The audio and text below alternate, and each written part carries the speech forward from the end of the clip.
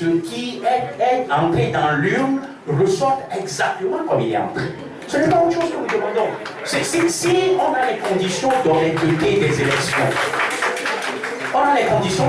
des élections, telles que ce que le peuple togolais a mis dans les urnes ressort intact des urnes et est proclamé, personne ne poserait de problème. Si Faure Gnassingbé est élu, si un membre de l'UNIR est élu, il est élu, on l'applaudira tous. Mais si les conditions ne sont pas réunies, si entre ce qui est mis dans l'urne et ce qui est proclamé, il y a une zone d'ombre qui fait transformer les résultats, nécessairement, les gens vont poser des problèmes. Et c'est à cause de ça que l'APG a posé les conditions pour qu'on mette en place les réformes nécessaires pour que cette transparence-là existe. La deuxième chose que je voudrais dire, c'est l'incapacité que nous avons même à respecter les accords que nous signons.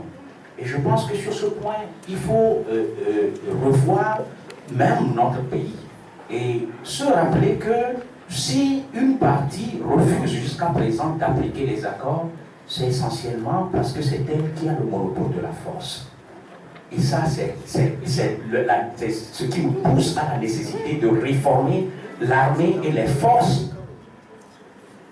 de sécurité dans notre pays. C'est indispensable. Lorsque une seule des parties a l'armée, les forces à sa botte ou comme pilier du pouvoir, nécessairement, à chaque fois que cette partie sent que son accrochage au pouvoir, son ancrage au pouvoir va être mis en cause et qu'il y a risque, elle ressortira cette force-là et nous reviendrons aux situations que nous avons déjà connues. D'où encore une fois, nécessité de faire des réformes de l'APG. L'autre chose que je voudrais dire, permettez-moi, je ne serai pas trop long, c'est que on a parlé tout à l'heure de société civile politique au Togo.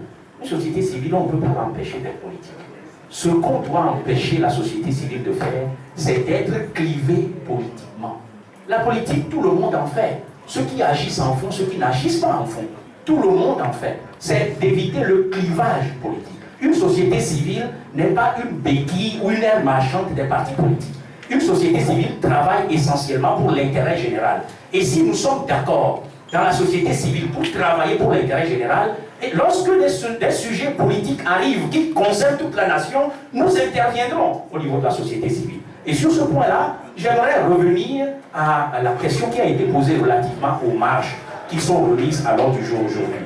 C'est indispensable de se rappeler que l'ANC dit qu'on a essayé toutes les panoplies d'actions dans notre pays. Mais je voudrais rappeler à l'ANC qu'il reste une des actions qu'elle n'a pas encore essayée. L'UFC ne l'avait pas essayé en son temps au moment où elle était populaire. C'est l'unité de l'opposition et le fait que tout le monde se mette ensemble. C'est ce que moi, Jean-Képi, j'ai essayé d'exercer.